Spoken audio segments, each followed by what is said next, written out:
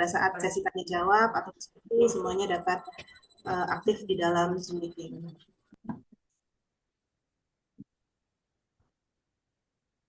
Baik Bapak Ibu sekalian, berikut kami perkenalkan publisher kami yaitu Cahaya Ilmu Cendekia Publisher yang bergerak pada bidang publikasi ilmiah dari artikel ilmiah sampai dengan buku yang sudah terakreditasi nasional.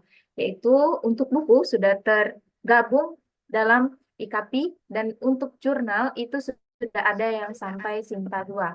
Dapat Bapak Ibu lihat pada laman yang kami bagikan di Cahaya Ilmu Cendekia Publisher ini, di bagian About, ini ada visi misi kami dan juga ada penjelasan tentang jurnal, buku, dan konferensi serta atau proceeding.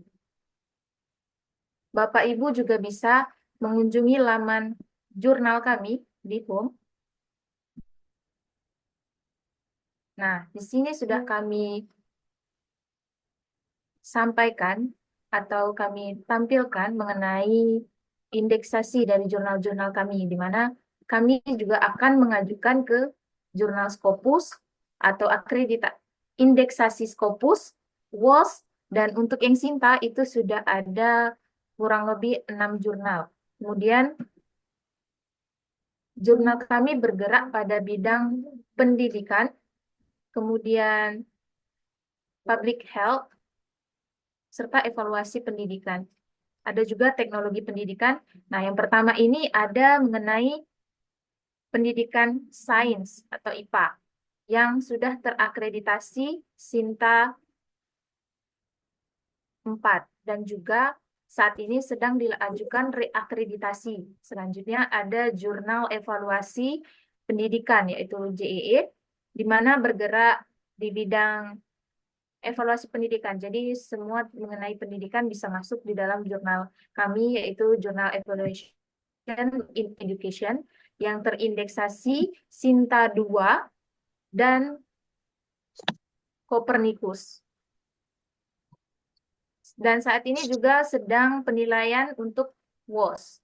Selanjutnya ada jurnal kami yang bergerak pada bidang pendidikan fisika, yaitu Schrödinger Journal of Physics Education, di mana jurnal ini saat ini terakreditasi Sinta 5.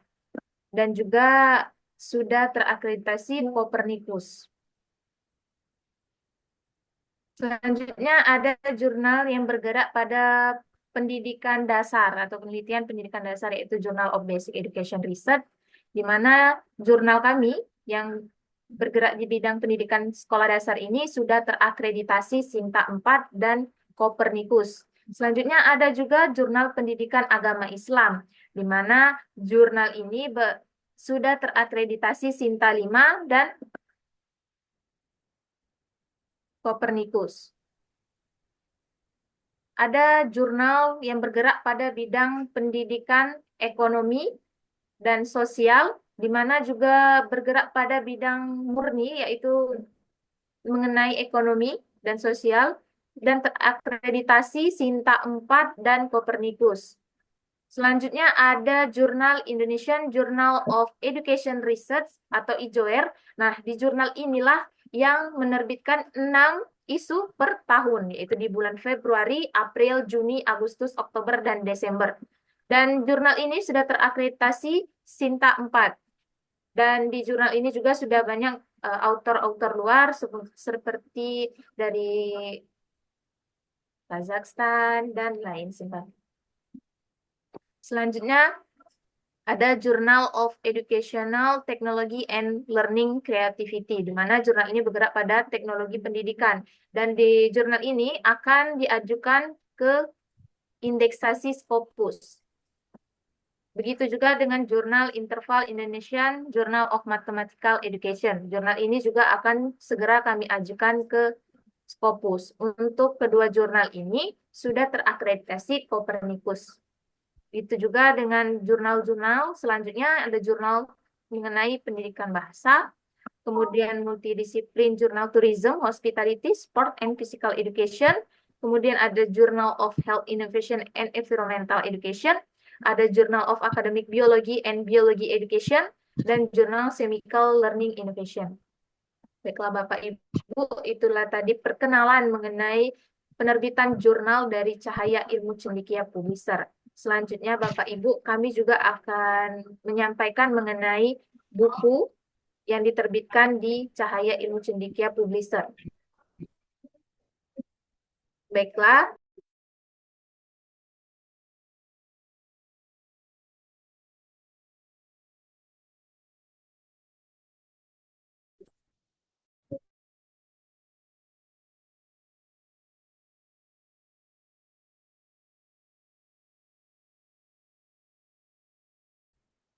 baiklah Bapak Ibu sekalian, jika Bapak Ibu atau rekan-rekan tertarik untuk menerbitkan penelitian Bapak Ibu di jurnal kami, insya Allah itu akan ada responsif dari pengelola jurnal jika Bapak Ibu menghubungi, dan kami akan membimbing Bapak Ibu atau mengarahkan agar artikel bisa segera diterima dan diterbitkan.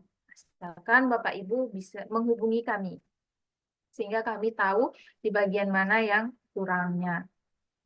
Tuh. Nah, di sini kami bukakan untuk jurnal ISEJ, kalau singkatannya Bapak Ibu. Ini adalah jurnal yang bergerak pada bidang pendidikan IPA yang diterbitkan pada bulan Januari, Mei, dan September. Nah, jika Bapak Ibu berminat, mungkin bisa segera disubmit artikelnya untuk bisa diterbitkan di bulan Januari, dan segera menghubungi kontak person yang ada sehingga bisa diarahkan. Ini adalah salah satu artikel yang diterbitkan. Dapat kita buka, kita lihat.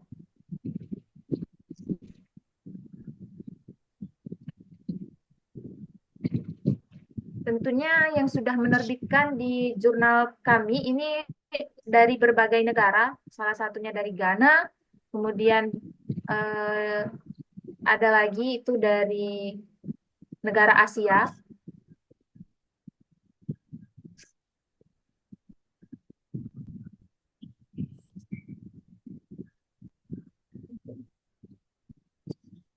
Mungkin sampai di sini Bapak Ibu ada yang ingin tanyakan tentang publisher kami, sembari kita menunggu kawan-kawan yang lain untuk join di Zoom.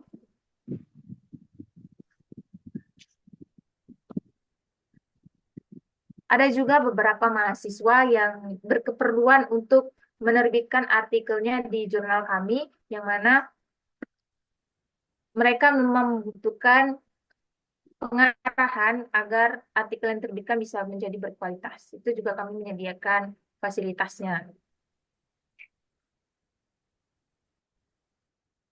Selanjutnya ada, mungkin bisa kami buka untuk jurnal yang sudah Sinta 2 kami, yaitu jurnal JEE.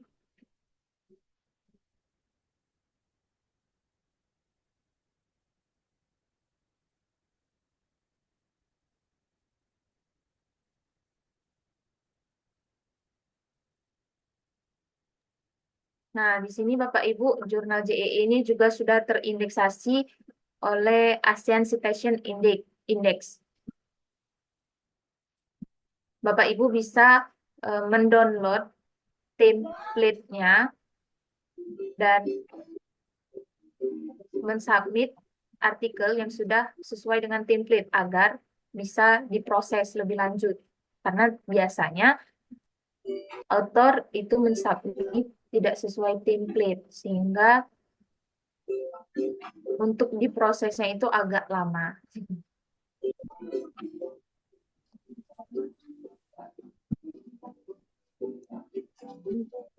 Ya. Baik, sampai di sini Bapak Ibu, itukah penjelasan atau perkenalan sedikit tentang Cahaya Ilmu Cendekia Publisher, di mana kami menyediakan 14 platform jurnal dengan berbagai bidang ilmu dari pendidikan sampai sosial. Tadi ada yang bertanya,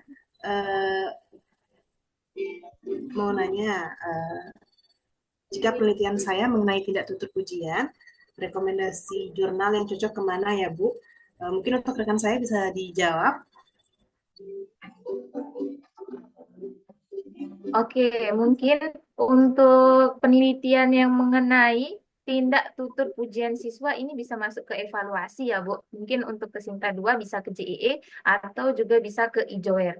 Mungkin bisa dispesifikkan, Bu, ini di pembelajaran apa? Misalnya di pembelajaran ekonomi itu bisa di jurnal kami yang Sinta 4 DSKE atau di bidang pendidikan IPA itu bisa di ISEJ dan bisa juga jikalau pendidikan dasar itu bisa dijeber, Bu. Itu bisa dispesifikan, Bu. Oh, bahasa Indonesia. Oke, kalau bahasa Indonesia di jenjang pendidikan sekolah dasar itu bisa dijeber, Bu. Tapi jika memang untuk absennya belum ada, Bu. Kita akan melakukan pembukaan secara formal terlebih dahulu nantinya setelah perkenalan Cahaya Ilmu Cendekia ini dan nanti ada pemaparan materi baru nanti kami akan men-share absennya, Bu. Oke. Selanjutnya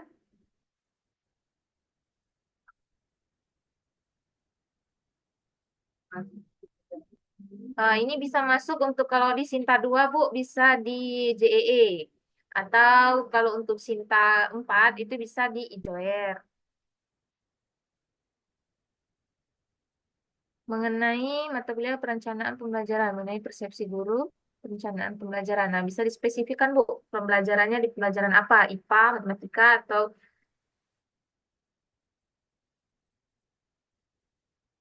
banyak pilihannya Bu kalau misalnya ada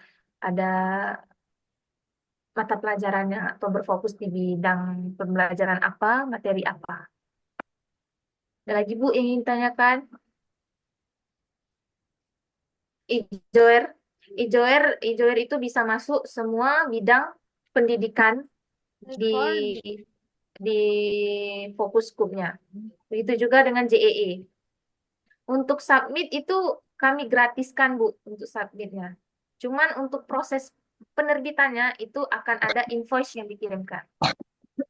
Mahasiswa hukum membuat jurnal yang berkaitan dengan psikologi. Boleh nggak Bu? Oke.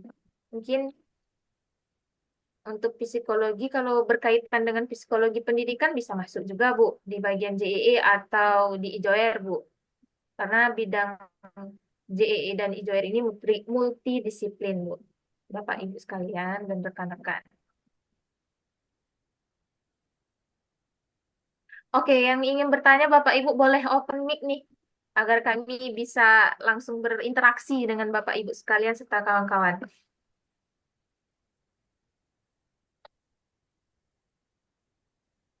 Tampilannya kayak HP. Ya, Bapak Ibu yang ingin bertanya, silakan untuk open mic. Hitung-hitung ini pemanasan Ibu Bapak sebelum diskusi kita mulai. Jadi pemanasannya kita tanya jawab di sesi perkenalan dari Cahaya Ilmu Cendekia Publisher.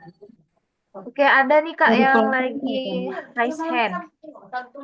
Silakan Ibu yang raise hand, open mic-nya nggak apa-apa. Serta kawan-kawan yang lain, Bapak Ibu yang lain untuk menghidupkan kamera dan mic-nya boleh juga. Silakan, nggak ada yang ingin tanyakan. Mohon izin bertanya, Kak. Sebelumnya Oke, perkenalkan, silakan. nama saya Vika Trisa Putri dari Universitas Veteran Bangun Nusantara Sukoharjo.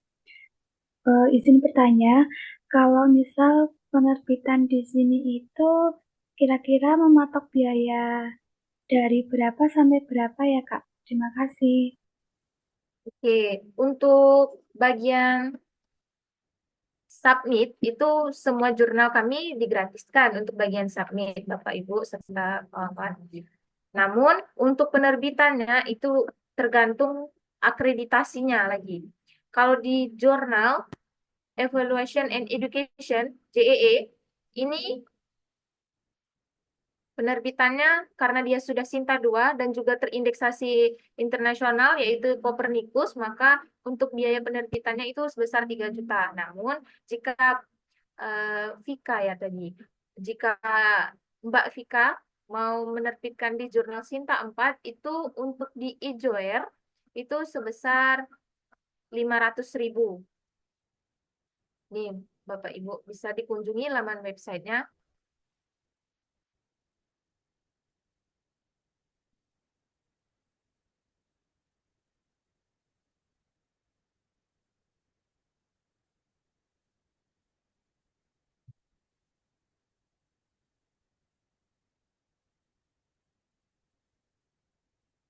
Kalau di Ijoer ini sudah Cinta 4, dia juga sudah terindeksasi Copernicus. Bisa untuk invoice-nya atau biaya penerbitannya itu sebesar 500.000. Tadi kakak yang bertanya itu mau menerbitkan di jurnal yang bergerak di bidang apa? Di Agar bisa bidang kami bullying Kak, fisikal. seperti pendidikan.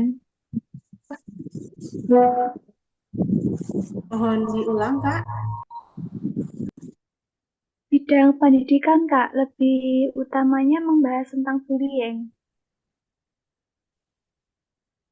Membahas mengenai khususnya Isinya itu membahas tentang penelitian bullying, tapi nanti masuknya kategori pendidikan Kak. ya pendidikan. Oh, kalau evaluasi itu bisa masuk di Ijoer, Kak. Nanti bisa masuk di Ijoer ini dengan biaya publikasinya sebesar 500.000, Kak.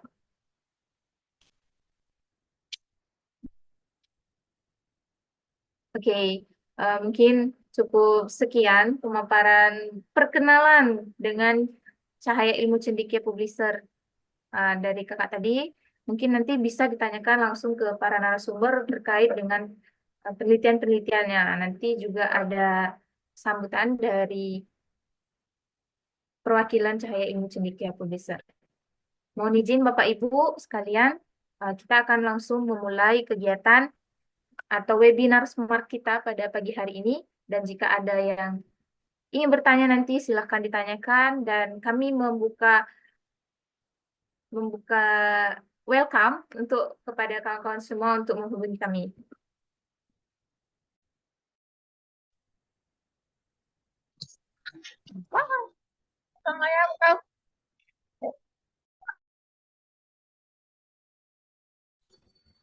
Terima kasih Bapak Ibu atas perhatiannya.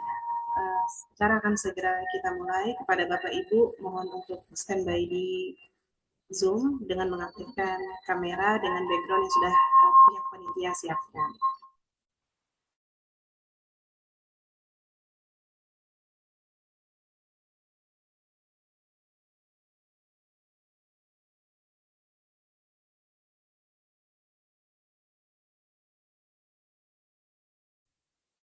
Bismillahirrahmanirrahim. Assalamualaikum warahmatullahi wabarakatuh.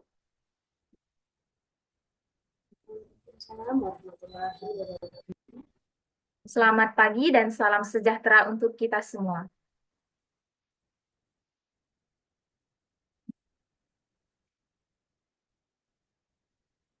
Yang terhormat para narasumber kita, Bapak Susbianto MPD dan Bapak Dwi Agus Kurniawan SPD MPD, serta Bapak Ibu dan rekan-rekan peserta webinar yang kami banggakan. Selamat datang dalam webinar Smart dengan tema Strategi Menulis Artikel Ilmiah dan Buku Berkualitas Terakreditasi Nasional yang diselenggarakan oleh Cahaya Ilmu Cendekia Publisher. Kegiatan webinar Smart dengan tema Strategi Menulis Artikel Ilmiah dan Buku Berkualitas Terakreditasi Nasional dilaksanakan secara daring melalui Zoom meeting pada hari ini, Minggu 15 Desember 2024. Kami sangat berbahagia Bapak Ibu peserta webinar dapat bergabung dalam acara yang luar biasa ini. Semoga acara ini memberikan manfaat besar dan membuka wawasan bagi kita bersama. Baiklah, sebelum kita memulai acara, izinkan kami menyampaikan susunan acara pada pagi hari ini. Yang pertama, pembukaan. Yang kedua, sambutan dari perwakilan Cahaya Ilmu Cendekia Publisher. Yang ketiga, pembacaan doa. Yang keempat, sesi pertama, yaitu penyampaian materi dari Bapak Susbianto MPD. Yang kelima, sesi kedua bersama Bapak Dwi Agus Kurniawan SPD MPD. Dan yang keenam, penutup. Dengan hormat, kami menghimbau kepada Bapak, Ibu, dan seluruh peserta webinar untuk mengikuti seluruh rangkaian acara hingga selesai agar dapat memperoleh manfaat secara maksimal dari kegiatan ini. Marilah kita buka webinar Smart pada pagi hari ini dengan lafaz basmalah. Bismillahirrahmanirrahim. Selanjutnya, untuk memulai acara kita hari ini, mari kita dengarkan sambutan dari perwakilan Cahaya Ilmu Cendekia Publisher. Kepada yang terhormat Ibu Wanada Siti Salsabilah, kami persilahkan. Bismillahirrahmanirrahim. Assalamualaikum warahmatullahi wabarakatuh. Selamat pagi, salam sejahtera bagi kita semua. Para hadirin yang berbahagia, mengawali kegiatan kita pada hari ini, marilah kita bersyukur kepada Sang Pencipta yang Maha Kuasa, sebab karena izin, rahmat, dan keriduannya lah acara ini dapat berjalan dan dapat kita ikuti sebagaimana mestinya. Selanjutnya, salawat beriring salam semoga senantiasa tercurah kepada baginda besar, suri tauladan dan rahmat seluruh umat manusia, Nabi besar Muhammad Shallallahu Alaihi Wasallam, sebagaimana yang telah mengajarkan kepada kita tentang ilmu pengetahuan, peradaban, dan akhlak mulia. Yang terhormat Bapak Dr. Kandidat Susbianto MPD yang telah bersama kita pada pagi hari ini, kemudian yang terhormat Bapak Dr. Kandidat Dwi Agus Kurniawan, pemateri kita yang ini belum join ya, mudah-mudahan nanti secepatnya bisa ketemu. Yang terhormat teman-teman panitia Cahaya Ilmu Cendekia yang telah menyelenggarakan acara ini dengan sangat baik, serta Bapak Ibu partisipan yang kami muliakan.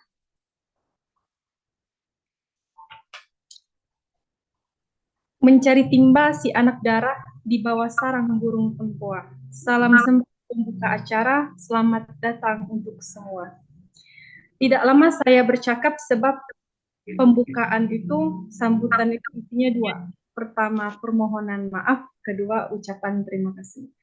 Maka yang pertama saya ucapkan adalah terima kasih banyak kepada Bapak Ibu pemateri, Bapak-bapak pemateri ya di sini, semuanya laki-laki, yang telah berkenan menjadi pemateri di acara kami Webinar Smart tentang strategi menulis artikel ilmiah dan buku berkualitas terakreditasi nasional Minggu 15 Desember 2024. Terima kasih juga kepada segenap panitia yang telah bersusah payah dari bulan-bulan sebelumnya sudah sibuk untuk menyiapkan acara ini, dan terakhir dan yang paling utama saya ucapkan terima kasih kepada Bapak Ibu peserta webinar yang telah menyempatkan waktunya, kesempatannya untuk mengikuti webinar kita. Mudah-mudahan webinar ini bisa membawa manfaat yang besar bagi kita ke depan, dunia dan akhirat. Amin ya Allah ya Rabbal alamin. Tak ada gading yang tak retak, tak ada manusia tanpa dosa, tak ada senyum tanpa tawa. Begitu juga dengan acara ini, saya mewakili segenap panitia memohon maaf yang sebesar-besarnya atas segala kekurangan dan kesilapan. Banyak teluk di penari, teluk tumpah pohon kuing. Yang elok silakan dibawa balik, yang tak elok biar tinggal di sini. Nah, kurang lebih begitu ya. Baik, teman-teman sekalian yang saya muliakan, acara pada pagi hari ini yaitu tentang edukasi webinar. Itu kita fokus pada cara atau strategi menulis artikel ilmiah dan buku yang berkualitas, tidak hanya terakreditasi nasional, bisa jadi nanti kita akan membahas akreditasi internasional. Jadi kalau di judul itu kita buat terakreditasi nasional, tapi tidak salah jika nanti teman-teman ya kritis bertanya tentang bagaimana caranya kalau kita mau ke internasional, Scopus begitu ya, itu tidak salah, nanti kita persilakan. Sebagaimana nasihat para ulama dulu, Imam Besar Al-Ghazali mengatakan bahwa jika kamu bukan anak raja, jika kamu bukan anak ulama, maka menulislah. Kalau kata Ali bin Abi Thalib, kalau kamu mau hidup lama, panjang umur, maka menulislah. Disambut juga dengan kata Napoleon Bonaparte yang mengatakan bahwa saya lebih takut dengan orang dengan pena, artinya orang yang menulis, ketimbang dengan orang yang bersenjata lengkap. Sebab apa? Pena itu dia adalah mencipta, dan ciptaannya bisa merubah dunia. Nah, itu yang sekarang kita sedang lakukan. Semoga karya ilmiah kita bisa merubah dunia menjadi lebih baik, membawa pembaharuan-pembaharuan yang bermanfaat untuk generasi seterusnya. Teman-teman sekalian, sedikit saya memperkenalkan, walau tadi sudah dikenalkan, kenapa ada yang namanya Cahaya Ilmu Cendekia. Jadi Cahaya Ilmu Cendekia ini hadir untuk membantu teman-teman pertama dalam hal menulis. Jadi tidak hanya menerbitkan artikel sebatas tugas kuliah atau mungkin memenuhi IKU untuk yang sudah jadi dosen ya, indikator kinerja dosen. Tidak, namun kita lebih kepada membantu kebermanfaatan bersama, bekerja sama sehingga terciptalah karya-karya yang berkualitas. Begitu ya. Sedikit promosi juga teman-teman sekalian, Cahaya Ilmu Cendekia adalah rumah jurnal yang insya Allah kita teman-teman di sini profesional. Jadi nggak ada lagi yang namanya kita submitnya bulan ini, bulan depan baru dikasih email begitu ya, kemudian bulan depannya lagi atau mungkin tahun depannya. Saya pernah mengalami hal demikian, begitu juga mungkin dengan teman-teman. Nah, insya Allah di Cahaya Ilmu Cendekia itu tidak akan terjadi seperti itu. Kita dengan tim kita itu adalah orang-orang yang kita menjaga komitmen untuk saling berkomunikasi dengan baik. Jadi jika teman-teman di sini nanti mana tahu ada yang ingin terbitkan artikel di sini gitu ya, kita bekerja sama, teman-teman berbudi, kita pun berbudi gitu ya. Saya kira itu para hadirin yang berbahagia, cukup sekian kata sambutan dari saya. Terima kasih untuk segala perhatiannya, mohon maaf atas segala kekurangan. Sesungguhnya kita semua milik Tuhan, milik Pencipta, dan kita semua akan kembali pada Sang Pencipta. Semoga kita kembali dalam keadaan husnul khotimah. Amin ya Allah ya Rabbal Alamin. Sekian, Assalamualaikum warahmatullahi wabarakatuh. Assalamualaikum warahmatullahi wabarakatuh. Terima kasih kepada Ibu Wanada Siti Salsabila atas sambutannya selaku perwakilan Cahaya Ilmu Cendekia Publisher. Selanjutnya, pembacaan doa oleh Saudara Ahmad Mansur Dawahdani. Kepadanya, silakan.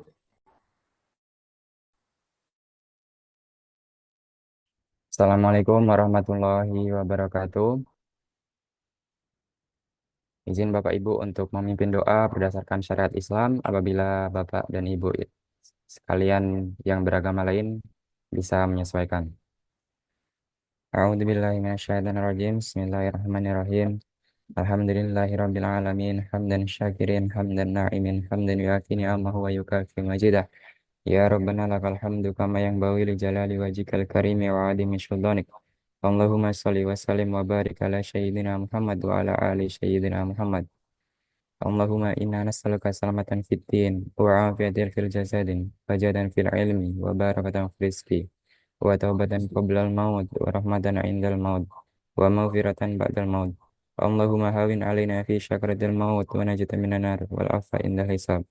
Rabbana la tuzigh qulubana ba'da idh hadaytana wa hab lana min ladunka rahmatan innaka antal wahhab. Rabbi firli wali walidayya warhamhuma kama rabbayani shaghira. Rabbana dhalamna anfusana wa illam taghfir lana lanakunanna minal khasirin. Rabbana atina fid dunya hasanah wa fil akhirati hasanah wa qina adzabannar. Subhana rabbika rabbil izzati amma yasifun wa salamun alal mursalin walhamdulillahi rabbil alamin. Wassalamualaikum warahmatullahi wabarakatuh. Waalaikumsalam warahmatullahi wabarakatuh. Semoga doa yang kita panjatkan diijabah oleh Tuhan Yang Esa. Amin, amin, ya Rabbal Alamin. Selanjutnya kita akan memasuki sesi pertama.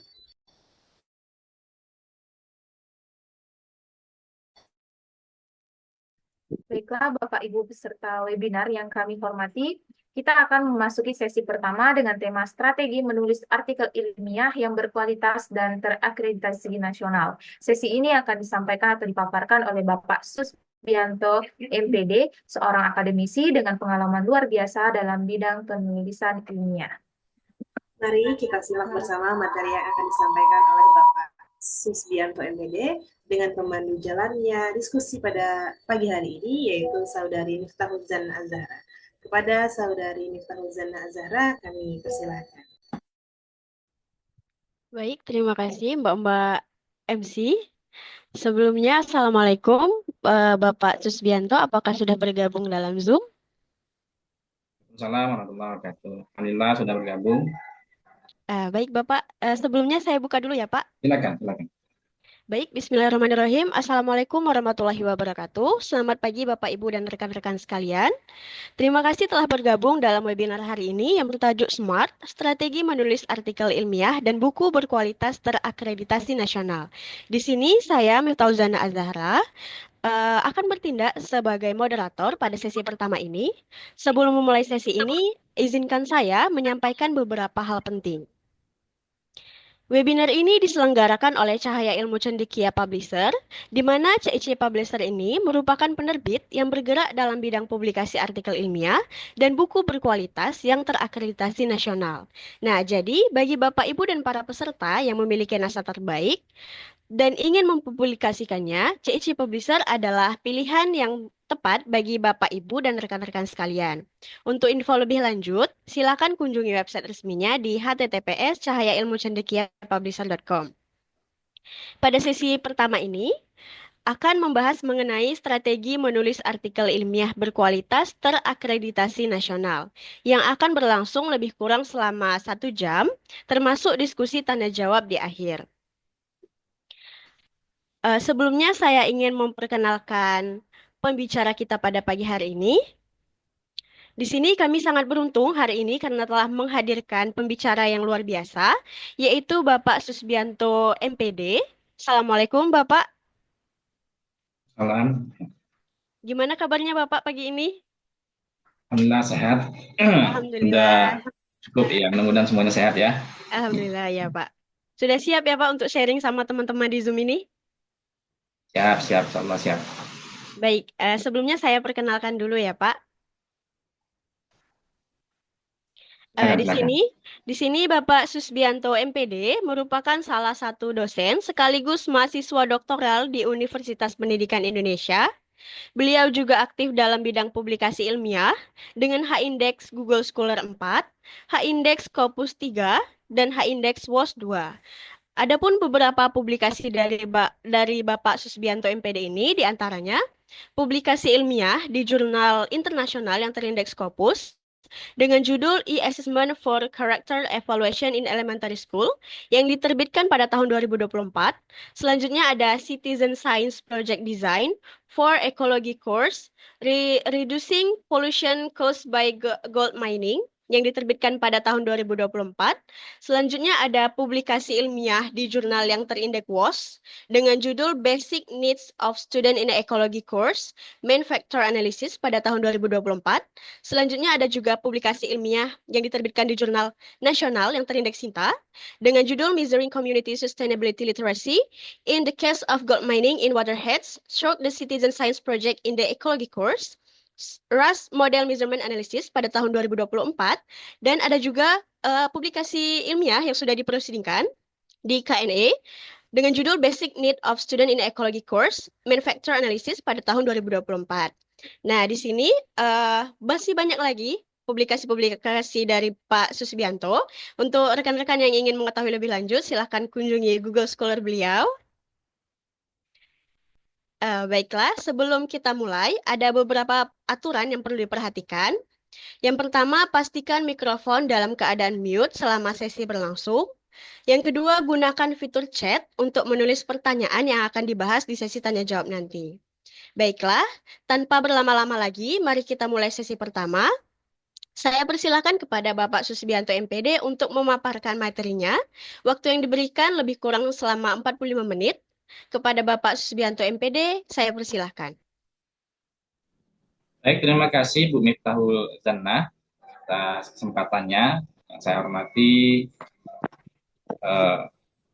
pimpinan Cahaya Ilmu Cendekia Publisher,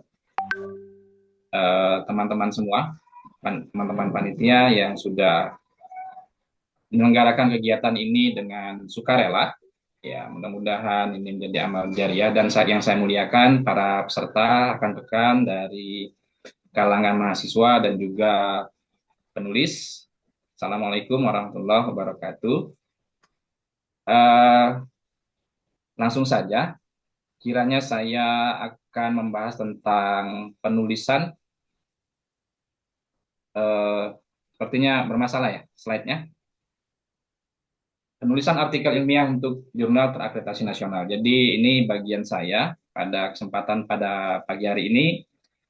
Saya mohon izin pada seluruh peserta yang hadir untuk menyampaikan penulisan artikel ilmiah, khususnya kalau di jurnal internasional di nasional itu ada akreditasinya itu Sinta ya, kebanyakan itu baru Sinta yang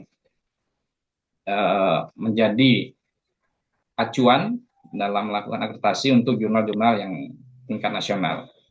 Nah ini selain pandang tentang saya saat ini juga masih menyelesaikan program doktoral saya di Universitas Pendidikan Indonesia. Insya Allah sudah akhir, dan dalam waktu dekat sudah selesai. Beberapa identifier saya tentang penulisan, mulai dari Scopus, WAS, dan ORCID. Mungkin bisa dilihat dari ORCID ataupun WAS dan Scopus. Selanjutnya, terkait dengan publikasi saya yang terakhir, ya mungkin beberapa mahasiswa dan rekan-rekan menyadari saat ini trennya itu sudah berubah. Ketika saya S1 dulu, di tahun 2000-an ya, awal-awal 2000-an itu, menulis itu mungkin hanya bagian dari skripsi saja gitu ya, untuk menyelesaikan tugas akhir. Namun ketika saya S2 tahun 2016 di 14 15 itu sudah mulai ada trennya. Jadi sudah diarahkan lulusan itu menghasilkan tulisan yang dipublish, tidak hanya sekedar tesis ataupun skripsi yang hanya berakhir di perpustakaan gitu ya. Jadi memang ada corong yang bisa digunakan bagi para mahasiswa untuk mendiseminasi bahasanya itu, meworo-woro itu apa ya, mengumumkan hasil penelitian yang telah diperoleh dari kegiatan penelitian, khususnya bagian-bagian dari disertasi, tesis ataupun skripsi. Jadi ini sudah menjadi tren mulai dari 2010-an ke atas itu ya. Dan sekarang itu sudah semakin gencar di 2020-an ini. Hingga mungkin mahasiswa-mahasiswa S1 juga sudah banyak ditekankan oleh dosen-dosennya itu untuk menghasilkan karya ilmiah dalam bentuk tulisan artikel ilmiah yang dipublish dalam jurnal-jurnal, baik itu bereputasi internasional ataupun terakreditasi nasional gitu ya. Ya, ini gambaran hasil penelitian saya.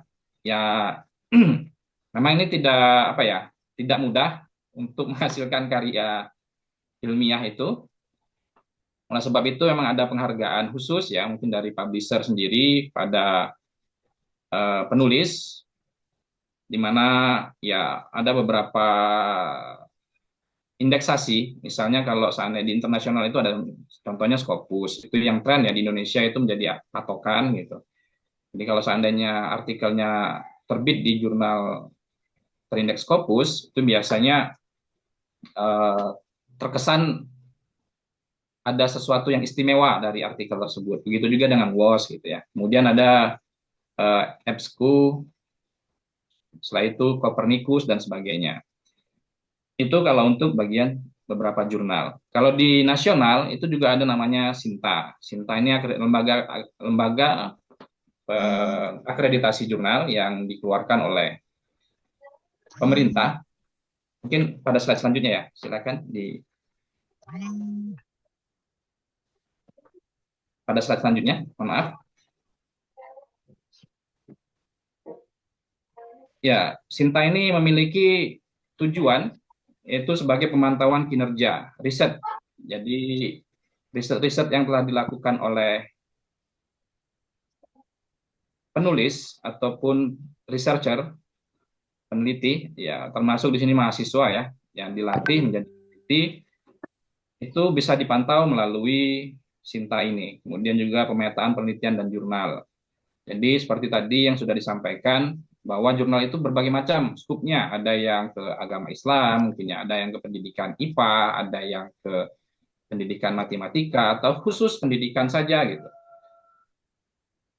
Kemudian ada yang psikologi, mungkin cocok nggak nih skupnya psikologi dengan pendidikan IPA misalnya. Ya kalau seandainya di dalamnya ada kajiannya psikologi ke pendidikan IPA mungkin ya bisa cocok, bisa dimasukkan gitu. Jadi itu semua tergantung pada editor yang akan menyeleksi artikel-artikel yang akan dipublish. Jadi artikel masuk, disubmit, kemudian diseleksi oleh editor. Jadi ketika kita sebagai penulis, saya pribadi, ketika akan mempublish artikel saya, itu yang pertama kali yang saya lihat itu adalah scoop dari jurnal yang akan saya tuju. Jadi memang kita harus cari jurnal, berbagai jurnal gitu ya. Kemudian kita lihat scoop-nya masing-masing. Itu yang pertama. Yang kedua, rate-nya. Rate-nya ini ya kalau tadi Sinta itu ada tingkatannya, ada Sinta 1, 2, 3, 4, 5, dan 6 gitu ya. Kalau seandainya Scopus itu ada Q1, kuartil 1, kuartil 2 itu tingkatan-tingkatannya itu. Jadi ini sangat penting untuk kita semua menyeleksi sebelum kita memasukkan artikel kita ke dalam jurnal. Ya beberapa beberapa jurnal itu memiliki standarnya masing-masing, baik itu gaya selingkung, kemudian juga template gitu ya. Itu perlu kita perhatikan gitu. Jadi di sini saya menekankan pada saya pribadi dan teman-teman semua dalam memilih jurnal itu sebaiknya memang kita harus menyesuaikan dengan karakteristik artikel yang kita buat gitu ya. Kemudian tujuannya kemana? Kalau seandainya memang kita pengen ekspektasi yang tinggi, misal Scopus ataupun WOS, ya kita harus siap dengan konsekuensinya. Yang paling menyakitkan di dalam proses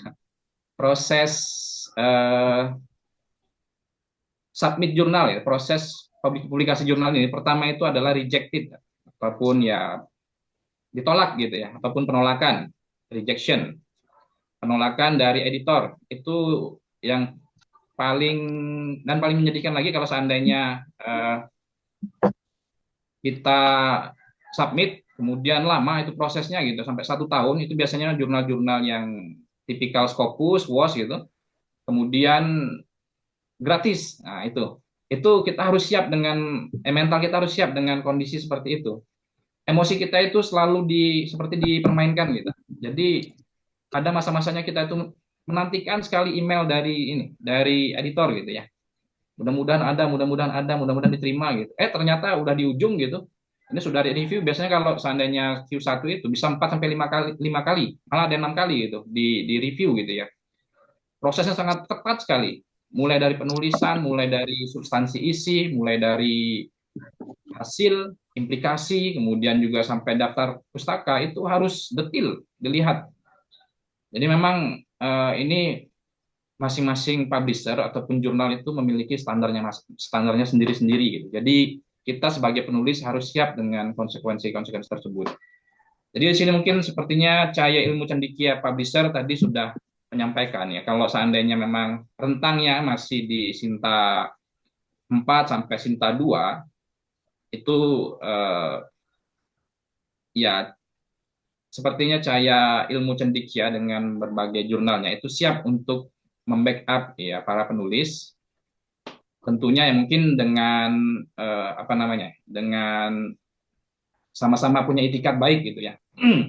Itikat baik dari penulis, itikat baik juga dari CIC untuk menjadi muara hasil penelitian para penulis-penulis yang hadir di sini.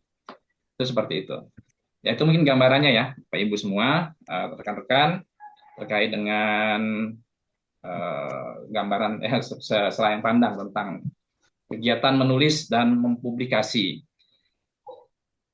Ya, jadi di sini terkait dengan proses publikasi itu dari peneliti ataupun dari penulis mensubmit artikelnya karena tadi sudah dipilih ya. Kalau sudah dipilih sesuai dengan scoop, kemudian kita sudah membuat standar gaya selingkungnya, template-nya, kemudian sudah sesuai, kita submit saja, submit yaitu dengan prosesnya kita buat akun, setelah itu kita isi berbagai identitas yang diminta, kemudian kita upload artikel kita, biasanya disertakan dengan hasil penelitian ya, lampiran-lampiran. Kemudian setelah selesai nanti akan kita tunggu. Nah ini yang menunggunya ini memang butuh kesabaran yang luar biasa gitu ya. Butuh kesabaran yang luar biasa, apalagi kalau tadi saya sampaikan kalau jurnal itu gratis gitu. Jadi harus siap-siap. Jangan kita sebagai penulis mengintervensi editor gitu ya. Itu etikanya tidak etis gitu ya, tidak baik gitu. Jadi memang kita harus mengikuti, apalagi kalau itu jurnal gratis ya. Kalau seandainya berbayar ya mungkin kita masih bisa negosiasi mungkin di dalamnya ya dengan tujuan itu tadi, dengan tujuan ya apa yang perlu kita perbaiki, kemudian apa yang kekurangan dari jurnal-jurnal kita. Jadi kalau seandainya gini, kalau kita sebagai pemula ya, saya juga merasakan dulu sebagai pemula gitu, itu dalam 1 tahun itu mungkin kita bisa mempublish 1 atau 2 artikel saja gitu kan, karena ya itu tadi kita menunggunya lama. Kecuali kalau kita punya banyak artikel, kita submit ke beberapa jurnal yang bereputasi dan gratis, itu biasanya cepat, dalam 2 hari 3 hari langsung tahuan diterima atau di reject gitu. Cuman kalau seandainya berbayar, nah itu yang kita agak was-was gitu ya, karena itu akan lama juga itu, bisa memakan waktu 1 bulan baru ada kabarnya gitu, diteruskan nanti. Jadi dari editor juga melakukan review sesuai atau tidak tadi guys lingkungnya gitu kan. Kalau yang bereputasi internasional biasanya itu ya 2 hari 3 hari keluar gitu. Mungkin sama juga di CIC tadi sudah disampaikan perwakilan dari CIC dalam kata sambutannya. CIC di sini mengedepankan profesionalisme, jadi bagi penulis tidak perlu menunggu waktu lama. Kalau seandainya memang butuh informasi cepat, kita submit dalam ya paling lama 1 minggu gitu ya. Nanti CIC akan memberikan respon. Oh, sudah diteruskan ke reviewer. Oh, ini jurnalnya belum sesuai, jadi kami reject dulu. Mungkin bisa diarahkan ke jurnal yang lainnya. Itu mungkin yang akan keluar dari CIC yang seperti itu kira-kira. Karena beberapa pengalaman saya itu di Turki juga banyak gitu ya. Di Turki, kemudian di Malaysia, itu juga mereka punya lembaga publisher. Ya, saya juga kebetulan kenal juga beberapa publisher di Turki dan di Malaysia gitu ya, sering bekerja sama. Mereka juga seperti itu. Kalau seandainya memang skupnya terlalu luas atau tidak fokus pada apa yang diharapkan oleh editor, itu biasanya ada rejected gitu. Dan nanti diarahkan ke jurnal mereka yang lain gitu, jurnal yang sesuai dengan scope dari artikel penulis. Jadi seandainya ada masukan dari editor, ya mungkin bisa dipertimbangkan ataupun ya bisa diabaikan. Kemudian gambarannya setelah dari editor nanti reviewer, ya kalau seandainya tidak masalah ya, kalau seandainya bagus gitu, editor udah cukup ngerasa ini aman gitu, bisa langsung tahap 10 itu kalau di slide author, 1-2 di editor gitu ya, 1-2 itu proses submit, kemudian sampai di editor, di review oleh editor. Kalau seandainya bagus, bisa langsung dia ke tahap 10 produksi ya, kemudian tahap 11 di publish gitu. Kalau seandainya dari editor ya tadi ngerasa oh ini perlu diarahkan ke reviewer dulu, di review gitu. Jadi diarahkan dulu ke reviewer, nanti reviewer melakukan tugasnya, menelaah isi-isi dari artikel yang disubmit sesuai dengan ketetapan yang sudah ditentukan oleh editor jurnal, kemudian nanti dikembalikan ke editor mengembalikan ke author, nanti penulis akan melakukan revisi, setelah itu kembalikan lagi di editor, kalau seandainya masih belum layak, nanti dikembalikan lagi ke penulis, tapi kalau sudah layak langsung masuk produksi gitu ya. Kalau seandainya dikembalikan, tentunya direvisi kembali, sekiranya sudah layak, dinilai oleh editor, nanti baru masuk tahapan 10 yaitu tahapan publish gitu. Jadi itu gambarannya untuk proses publikasi, dan dalam proses ini memang kita membutuhkan banyak waktu ya, kita harus siap ya melakukan tracking waktu gitu ya, seandainya kita mau lulus nanti di bulan 6. Jadi di bulan 12 ini kita sudah harus submit gitu. Biar nanti di bulan 3 itu sudah ada hasilnya. Hasil yang minimal terbit lah gitu ya.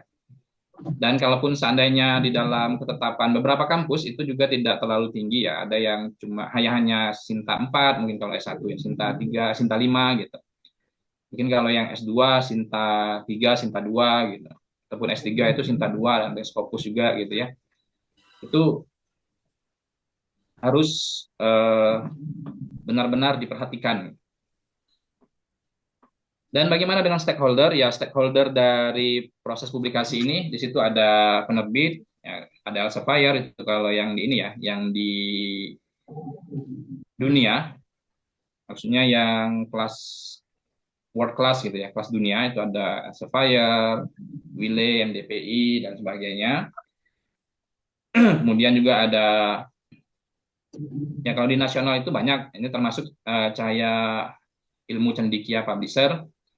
Kemudian ada juga dari kampus-kampus gitu ya. Dari kampus-kampus itu juga punya publisher jurnal sendiri-sendiri.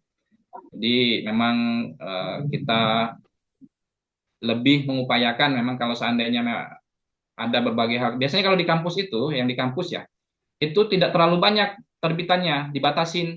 Misalnya hanya 5 dalam satu kali terbitan, dan dalam satu tahun itu hanya 2 nomor gitu. Jadi kesempatan untuk terbit itu sangat ketat gitu. Kita harus berkompetisi dengan penulis yang lain. Kalau seandainya tulisan kita ini standar itu ya, ternyata ada yang lebih bagus ya, bisa jadi kita di reject gitu ya. Ataupun kalau seandainya memang di ini jadi cadangan, padahal kita butuhnya bulan 6 gitu. Ternyata jadi cadangan, akhirnya terbitnya nanti tahun berikutnya. Harapannya bulan 6 2025, 2026 bulan 6 baru terbit gitu. Karena tadi sebagai cadangan tadi ya. Yang beberapa kesempatan itu diberikan pada penulis dari CIC ini. Ya, kalau seandainya memang butuh cepat, kemudian ya prosesnya bisa dibimbing gitu ya. Kalau seandainya memang butuh bimbingan, karena CIC juga punya penulis-penulis yang berpengalaman di dalamnya, seperti editornya di dalam di CIC itu mungkin bisa dilihat di sana ada Pak Rahmat, ya itu luar biasa tulisannya, lebih banyak daripada saya gitu. Ya beliau baru tingkat S2 gitu kan. Ya mungkin H-indeksnya lebih banyak dari saya, kemudian ya Google Scholar-nya juga lebih banyak dari saya, mungkin bisa dilihat. Ya beliau lebih berpengalaman ya mungkin. Seharusnya beliau yang memberikan materi ini, hanya saja mungkin saya kenalan beliau, dan beliau mungkin menganggap saya mungkin bisa untuk menyampaikan hal ini ya. Terima kasih sebelumnya pada Pak Rama dan teman-teman panitia semua, serta owner dari Cahaya Ilmu Cendikia Publisher. Selanjutnya, pada slide selanjutnya, silakan. Ya, ini jenis-jenis artikel ilmiah. Di situ ada research paper, kemudian ada research note, essay paper, dan artikel ilmiah lainnya. Jadi apa yang ya karena waktu ya, terus menulis artikel. Langsung kita pada inti dari kegiatan ini. Selanjutnya, menulis artikel itu bisa dimulai dengan ya struktur umum jurnal artikel. Struktur umumnya itu di sana ada judul, kemudian abstrak dan kata kuncinya. Setelah itu latar belakang, studi literatur, metode, dan hasil pembahasan. Terakhir adalah kesimpulan. Biasanya ada implikasi juga ya di dalamnya itu. Jadi bisa digambarkan seperti tiang ya. Ini tiang yang menopang bangunan, di mana di atasnya itu fokusnya itu lebih luas gitu ya. Lebih luas, kemudian mengerucut ke bawah. Nah, lebih luas itu, sebentar, ya tidak kelihatan ini. Kecil ya.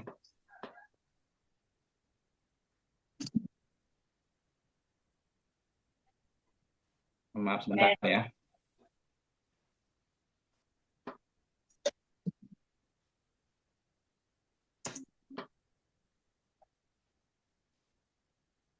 Oke, jadi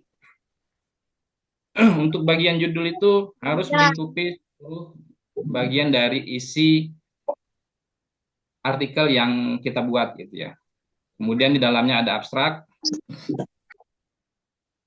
Abstrak juga memiliki peran penting. Ini adalah gambaran ataupun ringkasan, gambaran ringkas dari penelitian yang dilakukan oleh penulis, di mana di dalamnya itu ya memuat tentang pendahuluan juga, sepintas tentang pendahuluan, kemudian tujuan, ada metode ataupun metodologi, kemudian hasil pembahasan ataupun hasil penelitian, sampailah pada kesimpulannya ya.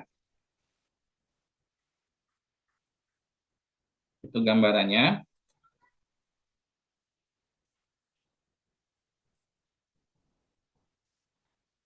Ya, judul abstrak ya. Abstrak itu umumnya terdiri dari 250 sampai 500 kata dan biasanya paling sedikit itu 3 sampai 5 kata kunci ya.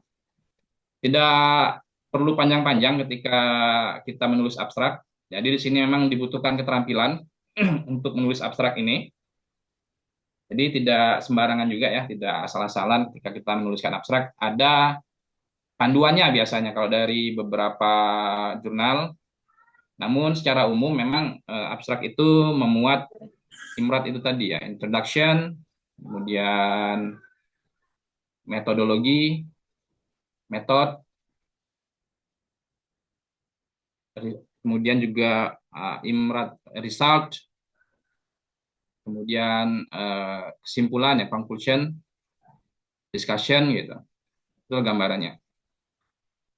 Jadi berapa banyak kalau persentase dari kata-kata ataupun jumlah kata maksudnya yang ada di dalam artikel tersebut, ya kita bisa mengukurnya kalau seandainya tadi abstrak itu 200 sampai 500 kata. Latar belakang itu kita butuhkan hanya 10% saja. Kita sampaikan 10% saja beberapa informasi yang penting-penting saja kita sampaikan dalam latar belakangnya. Kemudian studi literatur ya ini juga kita isi dengan 20% dari komponen penting yang ada di dalam artikel kita. Kemudian juga metode ini sedikit saja, 5% saja. Kemudian temuan. Temuan ini hasil ya. Ini hasil dari penelitian itu 20%. Kemudian diskusi itu 40% dan kesimpulan itu 5%. Langsung slide selanjutnya itu terkait dengan ini contoh untuk 5.000 kata. Pada slide berikutnya itu mungkin bisa dipindahkan slide-nya ya.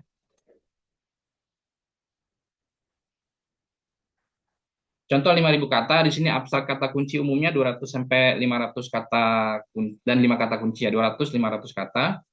Kemudian memuat ya, kata kunci di dalamnya. Ada latar belakang. Kalau latar belakang kisaran kalau 5.000 kata itu latar belakang dari 10% itu 500 kata saja. Jadi ya kalau lebih dikit mungkin 510 atau 520 kata. Studi literatur juga begitu. Karena di sini 20%, jadi kalau tadi latar belakang 500 kata itu 10%, jadi di sini sekitar seribuan kata gitu. Untuk metode penelitian itu biasanya kalau tadi 5% dari 500 kalau 10%, jadi separuhnya itu sekitar 250 kata. Dan temuan juga begitu, sekitar 1.000 kata, diskusi ini yang cukup banyak, ada 2.000 kata, dan kesimpulan itu 250 kata. Ini bisa kita atur, kita sesuaikan kebutuhan yang akan kita sampaikan di dalamnya, di dalam artikel kita maksudnya. Nah, bagaimana menentukan judul? Ini penting. Judul ini merupakan representasi tujuan penelitian. Ya, jadi bagi penulis, kita harus mengidentifikasi fokus utama dari penelitian ini. Ya, seperti ya kita punya pertanyaan-pertanyaan penelitian. Jadi ini harus memiliki korelasi ataupun hubungan antara judul dengan pertanyaan penelitian ataupun hipotesis yang ingin kita jawab di dalam penelitian kita. Jadi kita harus memasukkan juga di dalamnya itu elemen-elemen seperti variabel terikat di dalamnya ataupun variabel bebas dari penelitian kita. Ya, contohnya di sini misalnya, jika penelitian kita itu tentang dampak inquiry based learning terhadap literasi kesehatan siswa. Jadi judulnya itu bisa kita buat inquiry based learning untuk meningkatkan literasi kesehatan siswa SMA misalnya, ataupun siswa SMP. Tergantung lokus kita. Ini penting. Kemudian judul itu harus pendek dan mudah dipahami. Ya, bisa dari 8 sampai 13 ataupun 14 kata. 15 kata juga tidak masalah. Ini biasanya tergantung dari jurnal masing-masing ya. Nanti bisa disesuaikan dalam template-nya biasanya itu. Ya, kita hindari menggunakan frasa terlalu panjang ataupun kompleks di sini. Di fokus kita pada istilah-istilah penting dari artikel penelitian kita dan bagaimana pembaca itu bisa memahami esensi dari apa yang kita sajikan di dalam artikel kita. Misalnya ini contoh yang panjang ya. Pengaruh penggunaan inquiry based learning berbasis digital terhadap literasi kesehatan dan keterampilan bertanya tingkat tinggi siswa SMA di Indonesia. Jadi terlalu panjang mungkin. Jadi bisa kita sederhanakan atau bisa kita pendekkan judul tersebut menjadi inquiry based learning untuk literasi kesehatan dan keterampilan bertanya. Ada beberapa poin yang dibuang. Misalnya ya lokus dari kegiatannya, lokus dari artikel tersebut yaitu SMA di Indonesia itu dibuang. Kemudian bagian digital berbasis digital tadi ya, dasar dari inquiry based learning-nya itu juga dibuang. Jadi cukup itu kita informasikan nanti di dalam artikel kita, yang mungkin di dalam introduction. Jadi setelah kita menguraikan beberapa pandangan-pandangan introduction, kemudian kita simpulkan bahwa dalam penelitian ini penting untuk seperti itu. Jadi cukup di dalam judul itu kita sajikan ringkasan ataupun kependekan dari informasi yang akan kita sampaikan terkait dengan artikel kita. Kemudian hindari jargon yang terlalu teknis. Ya. Ini penting juga untuk menghindari jargon-jargon yang terlalu teknis. Misalnya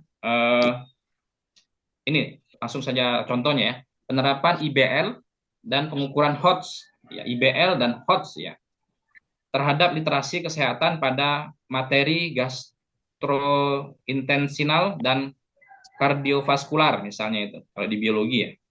Jadi IBL dan HOTS-nya itu kan jargon yang terlalu teknis gitu. Itu yang perlu kita reduksi mungkin dalam judul ini. Jadi judul yang sederhana, perubahan judulnya itu inquiry based learning untuk literasi kesehatan pada materi biologi. Seperti itu. Untuk spesifiknya tadi saya sampaikan ya, bisa kita sajikan di dalam introduction ataupun metodologi, itu bisa juga.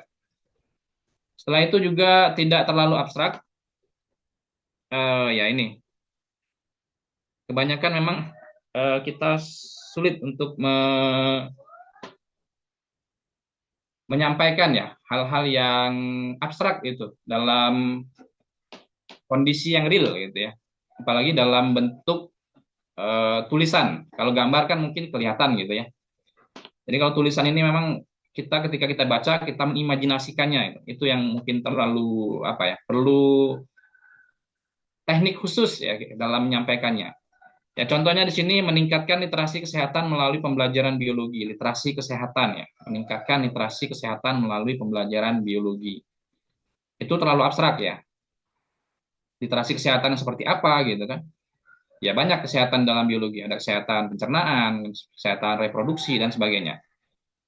Nah, lebih spesifiknya di sini kita coba ya mengaturnya supaya lebih real, bisa ditangkap dengan imajinasi pembaca itu.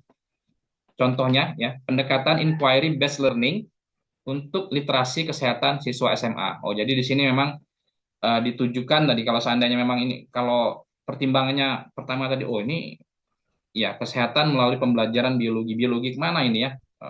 Atau misalnya pendekatan inquiry based learning untuk literasi kesehatan reproduksi misalnya, ataupun literasi kesehatan pencernaan, itu bisa juga. Kalau di sini kan siswa SMA ya, ini lebih ke lokusnya, lokus dari penelitian tersebut. Kemudian tentukan 3 atau 4 kata kunci yang tidak dapat digantikan. Ya, penting bagi kita. Kalau kembali ke contoh tadi gitu ya, ya kata kunci ini itu dipilih sebagai representasi inti penelitian. Kalau tadi beberapa contoh yang saya sampaikan, inquiry based learning, itu kata kuncinya, salah satu kata kuncinya ya. Kemudian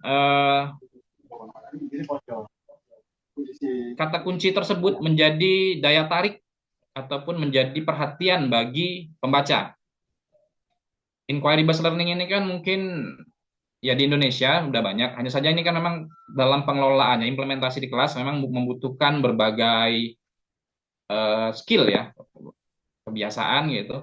Karena ini juga menjadi problem mungkin ya dalam sisi pembelajaran ya untuk inquiry based learning ini. Jadi disinilah yang menjadi entry point-nya dari judul yang kita susun gitu ya. Misalnya nih, kalau kata kuncinya tadi inquiry based learning, kemudian literasi kesehatan, dan juga oke lah kalau siswa SMA itu mungkin lokus ya kita abaikan. Misalnya literasi kesehatan, kemudian terkait dengan sistem pencernaan itu. Jadi bisa kita atur judulnya itu inquiry based learning untuk literasi kesehatan pada sistem pencernaan. Itu menjadi entry point yang harus ada di dalam judul yang akan kita susun. Jadi untuk menentukan judul ini juga sangat penting. Dan tidak wajib ya mencantumkan lokus. Tadi seperti saya sampaikan bahwa SMA, siswa SMA ataupun daerah gitu. Lokus ini kota atau negara, nama instansi. Jadi lokus ini diganti pada fokus pada elemen-elemen penelitian yang lebih universal untuk menjangkau audiens yang lebih luas gitu. Ini juga penting. Kalau seandainya kita ya nanti ada peneliti lain yang ingin mencoba mengcompare gitu, membandingkan ataupun merujuk penelitian kita dengan hasil penelitian yang telah penulis ataupun peneliti lainnya lakukan gitu ya. Di situ akan mereka mencari kata kunci itu di dalam seperti Google Search gitu ya, ataupun search engine lainnya. Kemudian selanjutnya pada bagian fase menulis, slide selanjutnya. Fase menulis. Ini ada fase menulis, kita coba untuk fase menulis ini lebih baik kita menyusun kerangkanya. Sekarang teknologi sudah sangat canggih. Di awal tahun 2024 ini itu sudah muncul ya. Kalau dulu ChatGPT itu mungkin sudah ada ya. AI maksudnya. Dengan berkembangnya AI itu sudah mudah bagi para penulis gitu ya, bagi para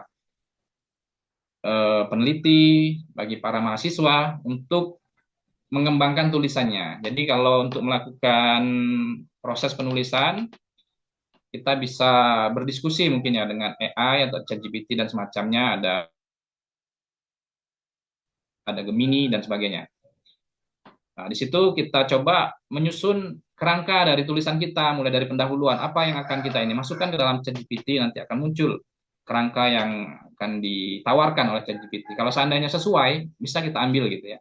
Misalnya paragraf pertama, kata kuncinya ataupun ya kata kunci dari paragraf pertama apa kita masukkan, kedua, ketiga, nanti ChatGPT akan merespon gitu, akan memberi pertimbangan yang kayak kelayakan dari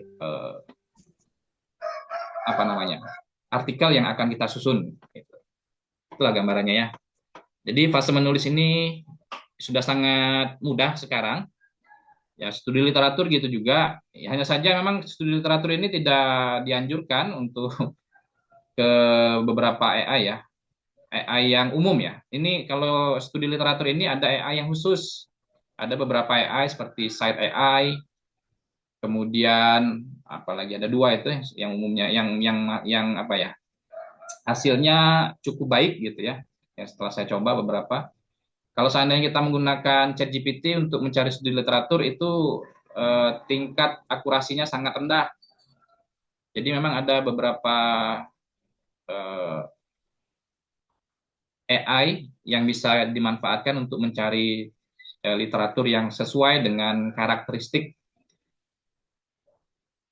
artikel yang akan kita tulis. Jadi ini penting.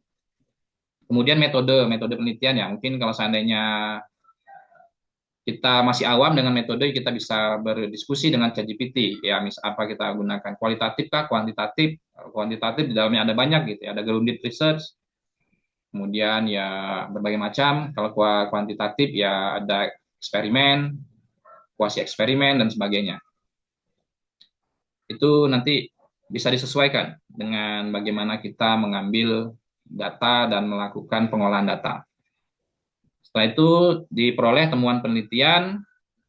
Ya, di sini temuan penelitian ini yang dari data-data misalnya ya, baik itu kuantitatif, kualitatif, yang ditekankan di sini bagaimana kita menginterpretasikan data yang kita peroleh gitu. Itu memang dibutuhkan kemampuan khusus.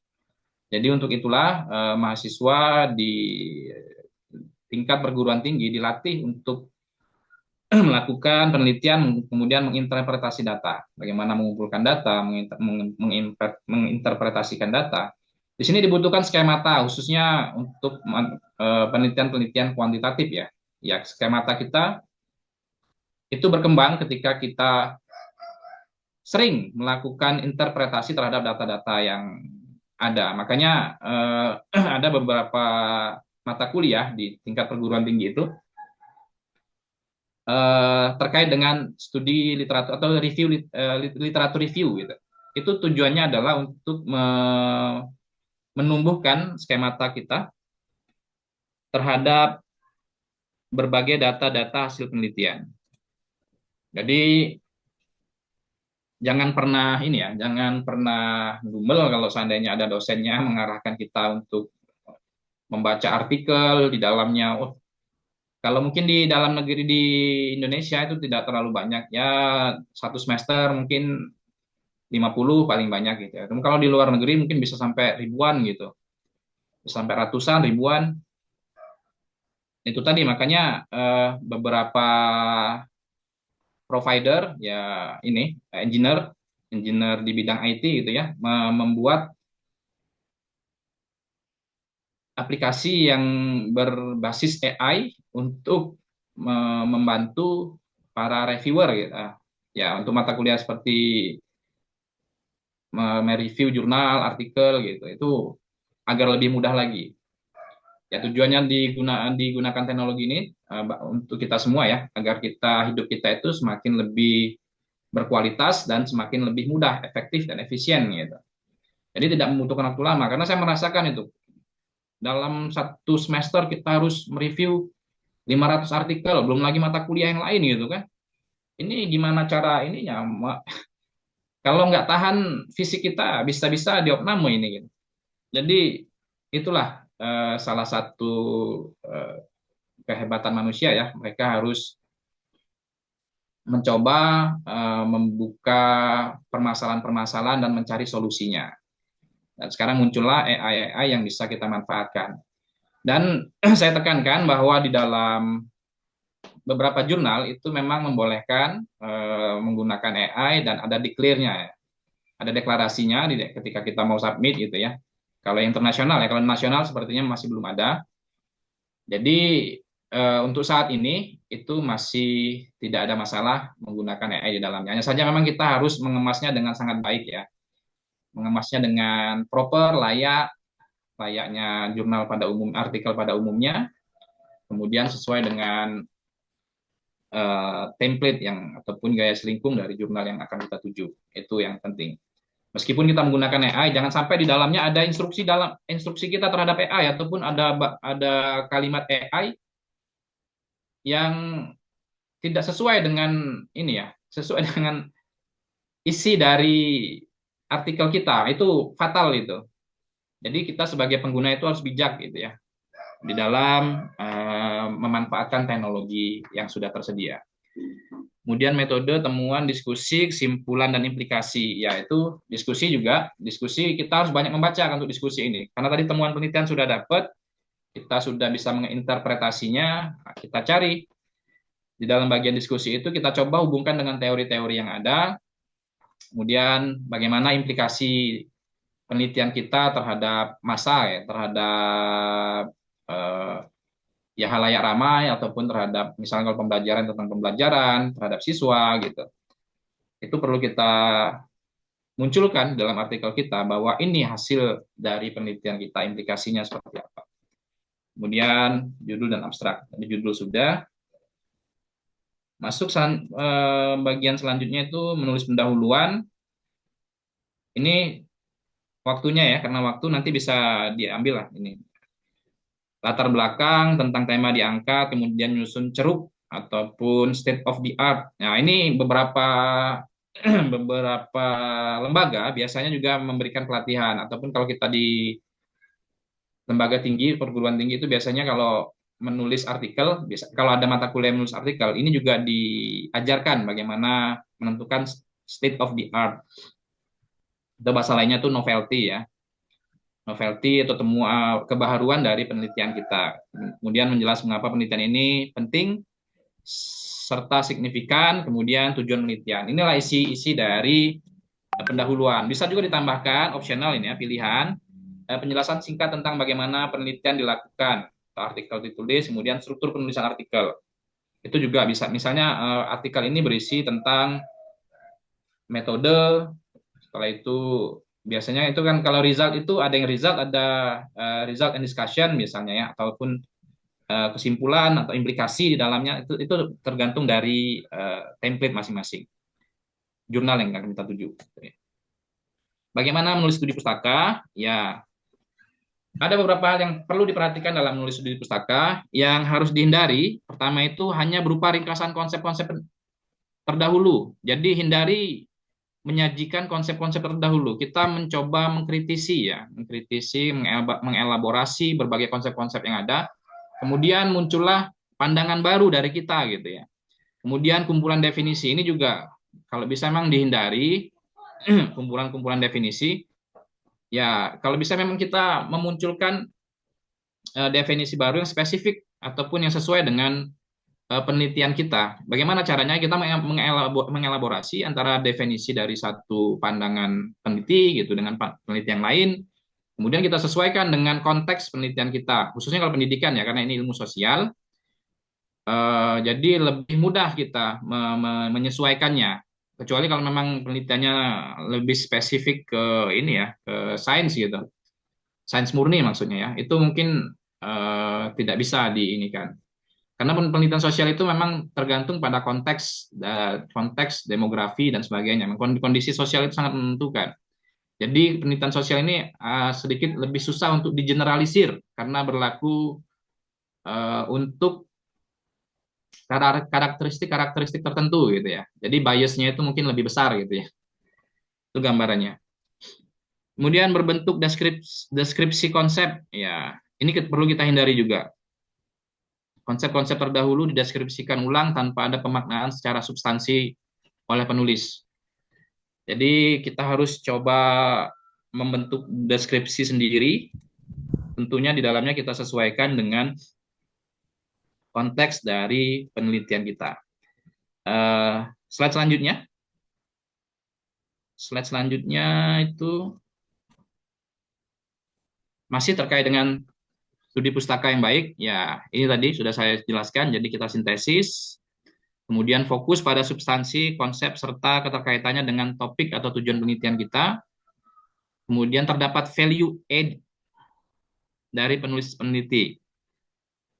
Jadi di sini kita menentukan posisi peneliti dalam kemudian memberikan tambahan perspektif, argumen, terkait konsep ataupun argumen dan penelitian-penelitian terdahulu. Jadi memang kita harus punya andil di dalam memikirkan apa yang akan kita tampilkan di dalam studi pustaka kita gitu ya. Ya, ada komentar-komentar kita sedikit lah gitu bahasanya, bahasa sederhananya ya. Kemudian memiliki subtesis untuk setiap subbab. Di masing-masing subbab itu kita mempunyai tesis sendiri gitu ya. Ini penting. Jadi kita harus memiliki tanggapan kita sendiri terhadap teori-teori ataupun studi literatur yang kita gunakan. Selanjutnya terkait dengan menulis metodologi, ini yang perlu kita perhatikan, hindari untuk menulis definisi teknis, kemudian tidak menjelaskan metode dalam menjawab pertanyaan penelitian. Kemudian juga copy paste dari peneliti lainnya. Ya, kita harus mendeskripsikan sendiri metode yang kita gunakan, kita sesuaikan, misalnya kita merujuk pada siapa. Ya, umumnya kan kebanyakan kalau seandainya ini pakai Creswell gitu ya. Ataupun kalau yang nasional itu Pak Sugiono, Profesor Sugiono, itu kebanyakan ya. Nah, itu juga terserah kita. Memang itu dikembalikan kepada penulis karena penulis yang bertanggung jawab gitu. Kalau seandainya kita mau sedikit lebih elegan, mungkin yang menggunakan beberapa metodologi yang digunakan peneliti-peneliti luar, misalnya kalau pengembangan Borg and Goal gitu, ataupun Eddy, misalnya ya, misalnya kuantitatif dia mau pakai Creswell dan sebagainya. Itu dikembalikan kepada penulis untuk menentukannya. Hanya saja memang dihindari untuk menulis definisi teknis di dalam metodologi, dan hindari juga copy paste dari peneliti sebelumnya ataupun penelitian lainnya. Jadi bagaimana metodologi yang baik? Ya, kita jelaskan desain penelitian kita di dalamnya. Jelaskan secara rinci, misalnya jenis penelitian kuantitatif, kualitatif, ataupun campuran. Kemudian desain penelitian yang dipilih, ya seperti studi kasus, eksperimen, survei, ataupun longitudinal. Itu perlu kita gambarkan di dalam bagian metodologi. Kemudian populasi dan sampel juga harus ada, harus terlihat. Karena ini tadi untuk menjawab berbagai hal, berbagai informasi yang tadi di dalam judul tidak ada ya, tidak ditampilkan. Jadi di sini perlu kita masukkan informasi-informasi tersebut. Kemudian juga instrumen penelitian. Ya, bagaimana kita menyusun instrumen penelitian juga penting. Biasanya juga beberapa artikel itu penting. Mereka mempertimbangkan bagaimana kita mengkonstruk instrumen penelitian itu, mulai dari indikator gitu ya. Kemudian pertanyaan-pertanyaan penelitian kita gunakan misalnya, ataupun pertanyaan-pertanyaan wawancara yang kita gunakan, itu penting. Bagaimana kita mengkonstruk pertanyaan tersebut. Itu menjadi pertimbangan bagi beberapa artikel jurnal ketika kita menyajikan bagian instrumen penelitian ini untuk mereka terbitkan gitu ya. Karena ada beberapa juga terkait dengan artikel itu yang membahas bagaimana mengkonstruk, misalnya mengkonstruk instrumen keterampilan proses misalnya. Itu juga ada beberapa yang menulis hal seperti itu kemudian diterbitkan di beberapa jurnal, di jurnal maksudnya, dan jurnal itu menerima gitu. Karena memang penyajiannya cukup menarik gitu ya. Ada hal unik ataupun ada hal kebaharuan yang bisa diangkat ataupun disajikan dalam artikel yang informasi yang dalam artikel tersebut gitu. Maaf. Kemudian proses pengumpulan data. Nah, ini perlu kita rincikan bagaimana langkah-langkah kita dalam mengambil data, kemudian juga bagaimana kita menganalisis data. Jangan sampai nanti ketika kita melakukan eksperimen, misalnya ya kuantitatif, pengumpulan datanya kualitatif gitu. Ternyata analisisnya kuantitatif di dalamnya. Nah, itu juga menjadi apa ya? Tidak sinkron gitu. Jadi harus Ya, benar. benar-benar diperhatikan bagian-bagian tersebut. Itu metodologi yang baik. Dan bagaimana menulis hasil dan pembahasan. Dalam menulis hasil dan pembahasan, ya hasil itu merupakan presentasi dari data. Jadi di sini kita jelaskan hasil dengan kalimat yang jelas dan ringkas. Setelah itu kita bisa menggunakan tabel, grafik, ataupun diagram untuk mempresentasikan data yang kita peroleh gitu ya. Kemudian sajikan ya, kalau bisa menggunakan statistik yang umum. Ya ada beberapa memang yang bisa kita manfaatkan ya, tergantung analisis kita gimana. Itu perlu kita perhatikan. Kemudian uraian data. Nah, di sini kita memberikan deskripsi data yang jelas mengenai data yang diperoleh, kemudian identifikasi temuan utama secara ringkas. Jadi penting untuk kita memperhatikan hal-hal ini. Dan bagaimana dengan pembahasan? Ya, dalam pembahasan itu memang tadi kita perlu memiliki skemata yang baik gitu ya. Ya, kalau seandainya masih belajar ya tidak masalah. Ya, jadi makanya kalau seandainya kita masih belajar, oh saya belum pede nih mau ke Sinta 2 misalnya. Ya kita coba dulu Sinta 4 ataupun Sinta 3 gitu ya. Jadi ini disesuaikan juga dengan keterampilan kita. Kalau seandainya kita memang yakin gitu, oh pembahasan saya sudah menyajikan artikel saya dengan sangat baik, pembahasan saya juga saya uraikan dengan bagus gitu ya. Kemudian dalam artikel saya ini layak nih kayaknya Sinta 2 gitu atau Scopus Q4 misalnya. Coba saja gitu. Coba kalau seandainya nanti ada penolakan, ya itu namanya belajar gitu. Dari situ nanti biasanya ada yang beruntungnya itu kalau seandainya memang editor memberikan hasil reviewnya gitu. Jadi kekurangan kita di mana itu bisa kita upgrade gitu, kita perbaiki. Hanya saja beberapa editor itu memang tidak memberikan spesifikasi dari kekurangan artikel kita. Umumnya mereka memberikan informasi bahwa artikel kita tidak sesuai dengan scope gitu, atau tidak sesuai dengan garis lingkung. Itu saja langsung di reject artikel kita. Ya sebenarnya bisa jadi artikel kita layak, hanya saja mungkin masih banyak yang sedang menunggu gitu ya, sedang menunggu. Jadi mungkin juga penyajian kita juga tidak menarik gitu. Akhirnya di reject saja gitu. Biasanya gitu. Editor-editor jurnal itu apa ya? Dalam tanda kutip ya, sedikit jual mahal kalau seandainya artikelnya banyak, kemudian grade ataupun level jurnalnya itu tinggi. Misalnya kalau Sinta 2 ataupun Sinta 1 gitu. Ataupun kalau Q1, nah itu sangat sangat effort kita sebagai penulis untuk mencapai itu sangat sangat sangat luar biasa gitu. Bahkan ada beberapa penulis itu menyatakan memang harus ada ordal juga gitu. Walaupun di dalam maupun luar negeri gitu ya, harus ada ordal orang dalam gitu. Itu juga penting biasanya umumnya. Nah, jadi di sini memang CIC mencoba menjembatani keresahan-keresahan mungkin ya kalau bahasa dari CIC ini. Kalau seandainya memang tidak ya memiliki keinginan, kemudian susah untuk mempublikasi, dicoba kemana-mana tidak bisa, ya dicoba ke IC. Kalau seandainya mau menerima, misalnya dari Q1 gitu, wah terlalu tinggi, akhirnya di reject, tidak ada review. Ya coba aja masukkan ke Sinta 2-nya CIC, mungkin nanti di situ diberikan tanggapan apa kekurangannya gitu ya. Kalau seandainya ya, jadi kita itu harus melihat diri kita, bercermin pada diri kita sendiri dulu sebelum kita mempublish artikel kita. Kalau memang sudah layak, oke, kita majukan gitu, kita lanjutkan proses submissionnya. Itu gambarannya, interpretasi hasil, kekuatan dan keterbatasan itu perlu kita soroti. Kemudian juga saran untuk penelitian di masa depan itu juga perlu diinformasikan dalam pembahasan. Biasanya juga implikasi itu kalau tidak dalam kesimpulan juga di dalam pembahasan ini ya. Jadi itu tergantung seleranya penulis untuk menyajikan. Kalau seandainya dalam garis lingkung tidak ada ataupun dalam template tidak ada. Jadi untuk penulis bisa memberikan implikasinya di dalam pembahasan atau memberikan informasi tentang implikasi dari penelitiannya dalam pembahasan ataupun dalam kesimpulan dan saran. Selanjutnya ini implikasi. Bagaimana dengan implikasi? Ya, implikasi ataupun kontribusi penelitian muncul ketika informasi ataupun temuan yang didapat dari penelitian memiliki dampak. Jadi dampak dari penelitian kita.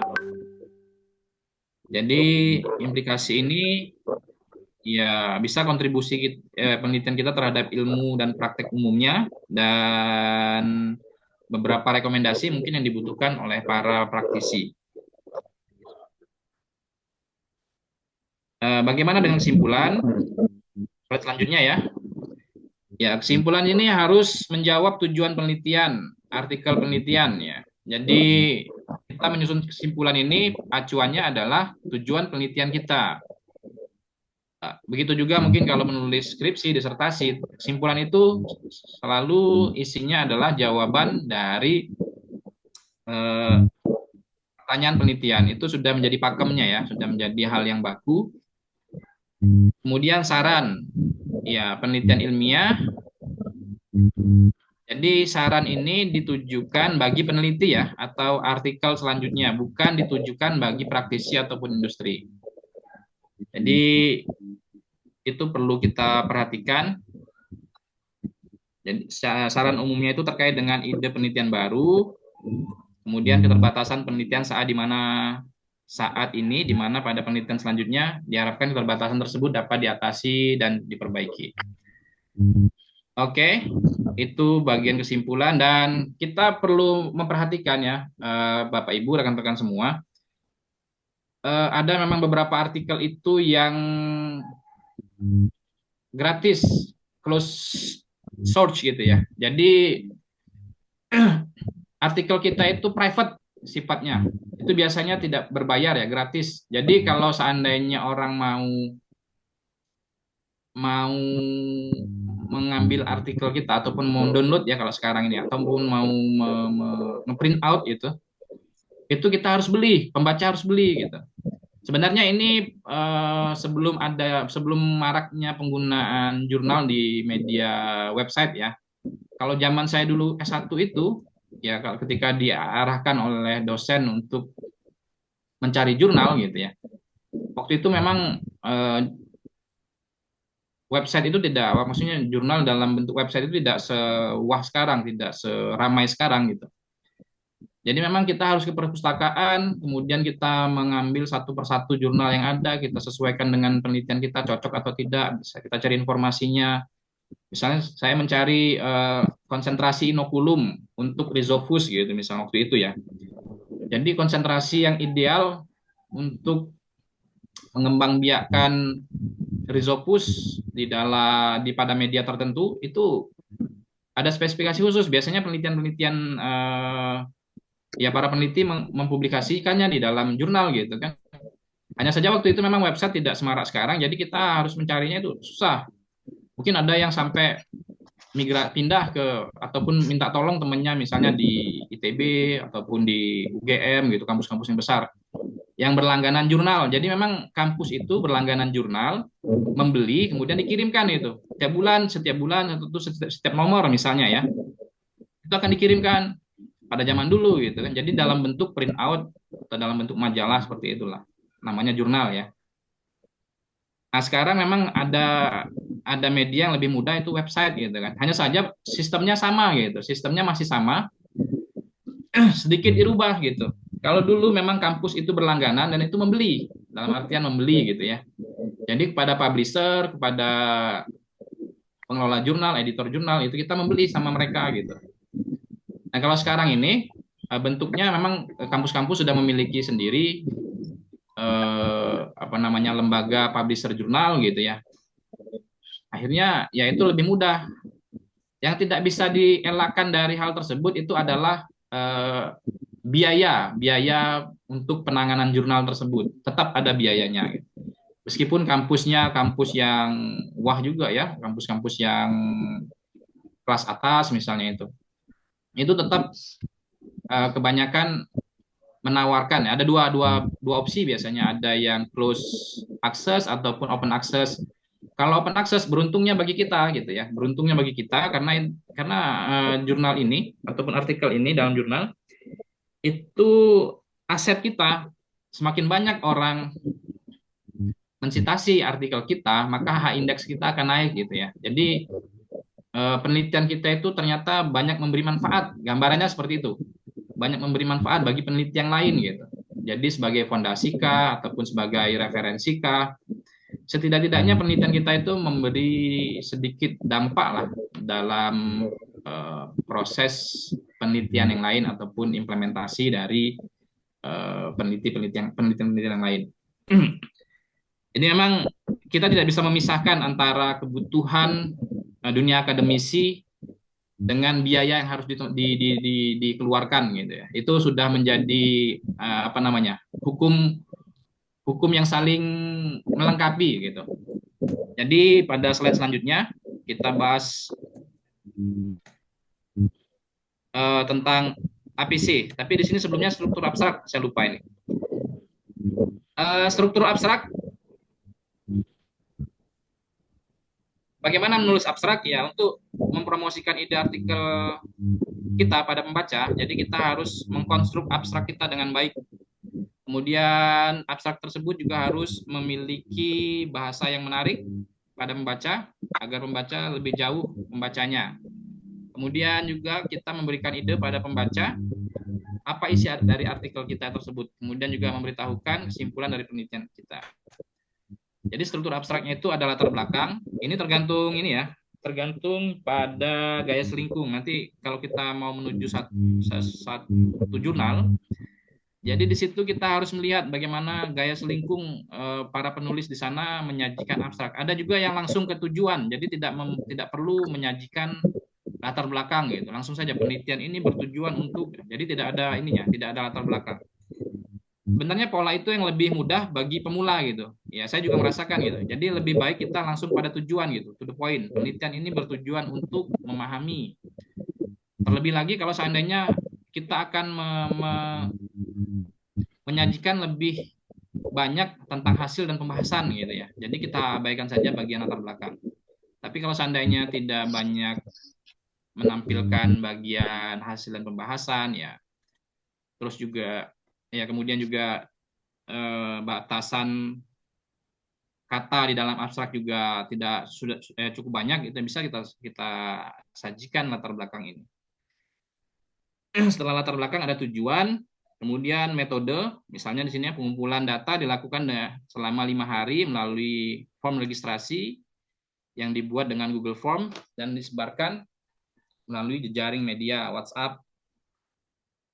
Setelah itu juga temuan penelitian, di situ kita sajikan temuan penelitian. Jadi hasil penelitian menunjukkan bahwa antusiasme peserta, itu contohnya ya, terhadap penawaran sementara pengambilan keputusan peserta ketika terkait dalam moneter sangat erat kaitannya dengan batas akhir waktu yang ditentukan oleh panitia. Kemudian implikasi, itu kita sajikan juga. Itu gambarannya dari abstrak yang akan ataupun yang bisa kita buat untuk artikel kita. Dan saya sampaikan tadi terkait dengan biaya dan ya kebutuhan gitu ya. Jadi di sini ada namanya APC, Article Publication Charge. Jadi penulis jangan alergi ketika mendengar APC karena itu memang sudah dari dulu sebelum ya berdasarkan sejarah ya Kak. Ya secara hukum pasarnya seperti itu. Ketika kita butuh misalnya ya, contohnya mungkin kita butuh majalah. Kalau sekarang ini yang lagi ramai misalnya kan Tempo gitu ya, majalah Tempo yang menyajikan berbagai tulisan terkait dengan ya kondisi politik saat ini. Oh kita tertarik itu. Ya mungkin Tempo ya editor Tempo melakukan apa? Ya menyajikan informasi-informasi melalui ini mereka ya, melalui wawancara-wawancara mereka di dalam TikTok misalnya ataupun media lain, Instagram misalnya. Kemudian kita tertarik, ya mau nggak mau kita kan datang ke Tempo ataupun ke toko buku untuk membeli majalah Tempo ataupun kita bisa mengakses pun kita harus mengeluarkan biaya untuk hal tersebut gitu. Ya karena di dalamnya itu ada proses yang membutuhkan apa namanya ya bahasanya itu pelumas lah ya bahasa ininya ya pelumas agar mesin itu tetap bekerja gitu ya mau tidak mau memang harus ada artikel publication charge ya fungsinya itu bagi para editor yaitu merupakan biaya dari penerbitan yang bisa diterima untuk mengelola jurnal yang mereka miliki gitu ya ataupun yang mereka kelola. Misalnya kalau website itu gambarannya ya. Kalau website kita harus beli domain, itu kan butuh biaya. Kalau seandainya gratis kan agak berat juga. Karena memang dunia digital itu semuanya itu juga berbasis pada biaya. Ya kita kalau pakai misalnya AI tadi terkait dengan AI, Gemini, ChatGPT misalnya ya. Kalau kita pengen maksimal kinerja dari AI yang kita gunakan, itu kita harus membelinya gitu. ya membelinya dengan versi yang lebih upgrade, yang lebih baik gitu ya. Misalnya tadi set AI seperti yang saya sebutkan untuk review literatur. Kita mencari literatur melalui set AI. Itu paling 2 kali, 3 kali kita cari dikasih gratis. Setelah itu, wah, kita masih butuh nih, mau nggak mau kita harus beli gitu kan, beli akun ya. Pergilah kita ke toko online misalnya, kita cari penjual-penjual akun dari set AI yang mungkin terjangkau, yang murah gitu kan. Ya kalau seandainya kita tidak cermat ya bisa jadi di dalamnya ada penipuan gitu. Sama juga seperti jurnal gitu ya. Kita harus hati-hati juga dalam memilih jurnal, khususnya yang internasional ya, yang terindeks Scopus, WOS itu. Itu kebanyakan ada juga beberapa jurnal itu yang predator gitu. Ini perlu diperhatikan bagi penulis, eh, keabsahan apa bahasanya, keabsahan legalitas ataupun legitimasi dari publisher yang memiliki jurnal, pemilik jurnal itu. Ya kebanyakan memang beberapa orang itu mengklon, ya di cloning atau dibikin sama gitu kan, ketika kita persis sama orangnya sama, nama-namanya sama, karena kan kita perwajahan aslinya kan kita tidak bisa melihat mana yang asli mana yang tidak gitu ya. Kemudian kita submit, diterima, kita publish, ternyata setelah publish predator ternyata, ya istilahnya predator ya istilah yang digunakan, tapi di nasional belum ada, kalau seandainya di internasional sudah banyak. Oleh sebab itu makanya kita di dalam mencari jurnal ya kita harus hati-hati dan jangan alergi dengan namanya APC itu tadi gitu ya, karena ini semua akan memberi dampak bagi kita sendiri dan juga memberi dampak bagi jurnal serta instrumen-instrumen yang ada di dalamnya. Ya, karena di situ ada biaya penerbitan, kemudian akses terbuka ataupun open access, kecuali memang kalau di dalam negeri sepertinya tidak ada yang close access, semuanya masih open access. Yaitu tadi kalau seandainya memang lembaga ataupun kampus bonafit biasanya, kampus yang kaya gitu, biasanya memberikan gratis. Hanya saja memang ini tidak mudah, seleksinya sangat ketat gitu. Yang open access. Kalau di luar negeri banyak yang gratis tapi close access, misalnya bereputasi gitu ya. Itu perlu kita perhatikan juga. Kemudian di dalamnya ada proses review. Jadi editor terhadap review juga harus memiliki hubungan ya. Kita meminta bantuan untuk menelaah artikel. Di sana mereka juga membutuhkan waktu, ya misalnya profesor ataupun ya orang-orang yang expert dalam hal tersebut ataupun sesuai dengan artikel kita gitu ya. Misalnya ya tadi inquiry based learning misalnya, dia di bagian pembelajaran orang-orang expert, ya tentunya orang-orang tersebut perlu mendapat penghargaan. Jadi disitulah APC kita mengalir ke sana untuk ya ini tadi memutar gerak dari proses publikasi kita, publikasi artikel kita maksudnya.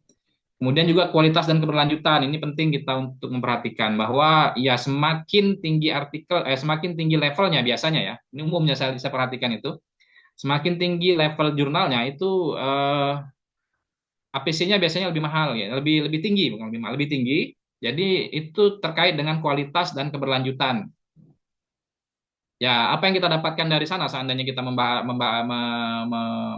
mensubmit artikel kita ke dalam jurnal yang levelnya tinggi, ya tentunya kita mendapatkan kualitas. Wah, ada pride gitu ya, ada pride itu kebanggaan ya, ada kebanggaan bagi kita di antara para penulis yang lain gitu kan. Wah, ternyata bisa tembus. Ternyata Anda memiliki kemampuan yang mumpuni, ya, proper untuk masuk ke jurnal bereputasi ataupun jurnal terakreditasi yang lebih tinggi gitu ya. Begitu juga dengan keberlanjutan. Jadi keberlanjutan memang ini kan akan terus ada gitu ya, selama websitenya ada, tidak ada masalah gitu kan. Jadi artikel kita itu bisa dilihat oleh banyak orang gitu, bisa disubmit, bisa dibaca, bisa dibaca, bisa di-download, dan bisa disitasi gitu ya. Itu berkaitan keberlanjutan. Dan proses ini juga membutuhkan tentunya biaya yang tidak murah ya, karena untuk proses akreditasi saja itu mungkin persiapannya cukup ya luar biasa, apalagi ya maksudnya akreditasi nasional. apalagi kalau akreditasinya internasional gitu. Kita menuju apa namanya akreditasi yang proper seperti WOS. Kalau tadi sudah ada digambarkan, ya mungkin ada yang kalau Scopus belum ya, kalau dari ini mudah-mudahan dalam waktu dekat bisa ada yang tembus Scopus mungkin dari CIC-nya. Karena ada beberapa juga dari pengelola di sini itu terlibat dalam jurnal-jurnal internasional yang bereputasi terindeks Scopus gitu ya. Yang di dalam sini maksudnya teman-teman yang ada dalam CIC ini, setahu saya gitu. Karena saya kenalnya sama Pak Rahmat, jadi ya Pak Rahmat ini luar biasa memang. Ya, jadi teman-teman yang lain juga luar biasa. Biasanya mungkin yang tergambar di saya itu Pak Rahmat. Jadi memang di sini orang-orang yang kompeten, yang proper, baik itu nasional untuk jurnal nasional maupun internasional gitu ya. Jadi bagi para penulis jangan khawatir, yang mudah-mudahan nanti bisa mendapatkan manfaat dari acara ini. Dan ya saya berharap juga artikel yang kita publish dalam jurnal-jurnal yang baik itu bereputasi, terakreditasi, itu memiliki peningkatan visibilitas dan dampak, termasuk juga kegiatan ini. Harapan saya juga memberikan dampak bagi kita semua. Mungkin itu dari saya, sudah kelewat waktunya, 1,5 jam artinya.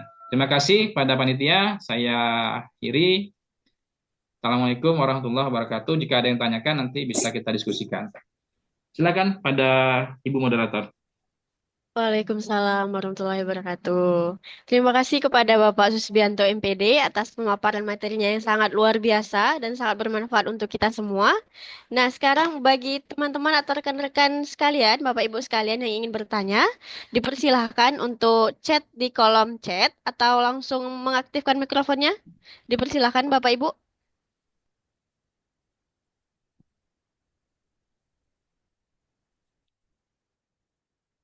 Silakan Bapak Ibu. Langsung open mic aja nggak apa-apa.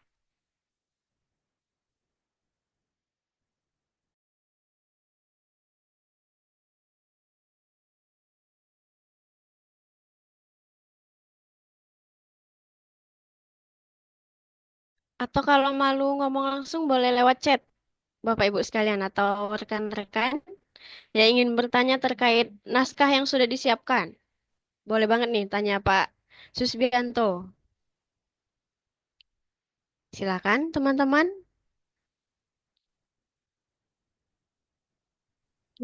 Saya Mbak ingin bertanya. Silakan Ibu langsung saja. Begini, ceritanya saya sama teman saya berdua itu sama-sama mengajukan ke Sinta 3. Saya mengajukan ke Sinta 3 yang tidak berbayar dan teman saya mengajukan ke Sinta 3 yang membayar.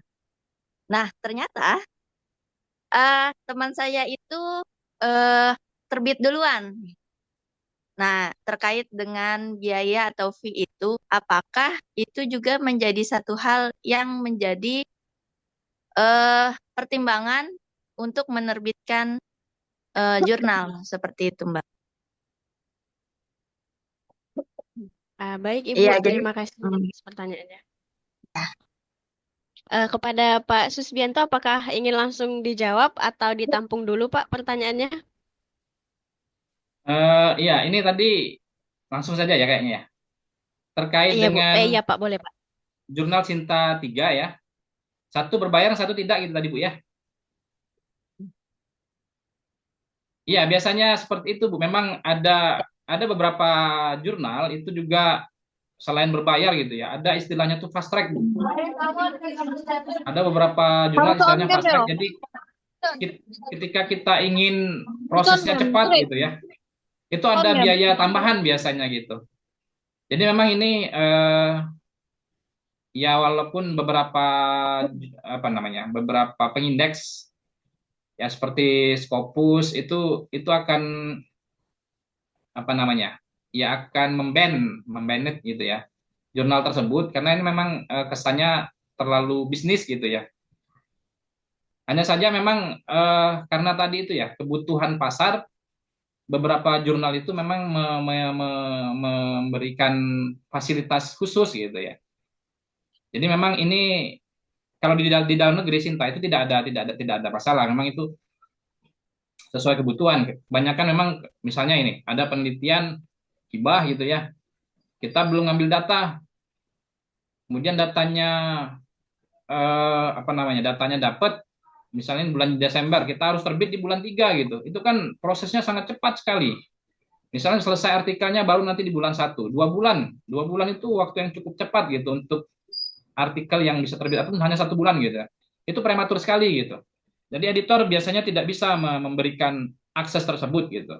Ya hanya saja memang beberapa jurnal itu memberikan fasilitas yang bisa memberi kemudahan bagi penulis ya. Jadi APC itu tadi makanya saya analogikan itu sebagai oli gitu ya, APC itu, dan di dalamnya ada fast track. Dan dalam fast track itu di dalam konteks nasional dalam di Sinta itu ya.